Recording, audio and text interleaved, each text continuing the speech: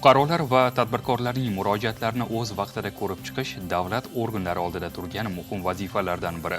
Surxondaryo viloyati soliq boshqarmasida ham har bir fuqaro murojaat qonunchilikda belgilangan tartibda ko'rib chiqilib, muammolarni hal etish bo'yicha zarur choralar ko'rilmoqda. Xususan, malakali mutaxassislar tomonidan fuqarolar va tadbirkorlarga amaliy yordam ko'rsatilmoqda. Bu borada amalga oshirilayotgan ishlar, murojaatlar ijrosi haqida hozirgi lavhamizda so'z boradi.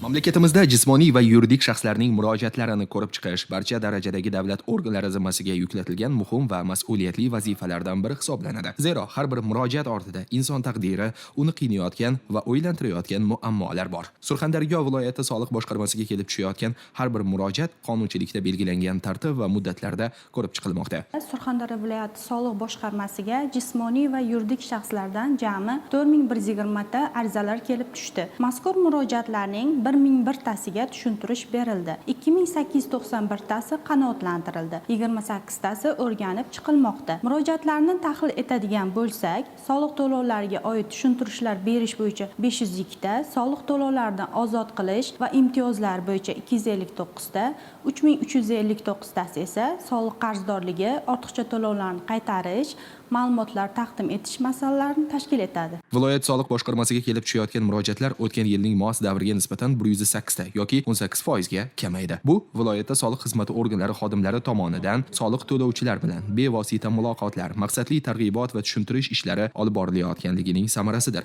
Umuman olganda, jismoniy va yuridik shaxslarning murojaatlari to'g'risidagi qonun fuqarolarning huquq va erkinliklarini, shuningdek yuridik shaxslarning qonuniy manfaatlarini himoya qilishda mustahkam huquqiy asos bo'lib xizmat qilmoqda. Murojaatlarni qonunda belgilangan tartib va muddatlarda ko'rib chiqish, tegishli choralar ko'rish, aholining davlat organlariga bo'lgan ishonchini mustahkamlashga, ochiqlik va shaffoflik tamoyillarini ta'minlashga xizmat qiladi.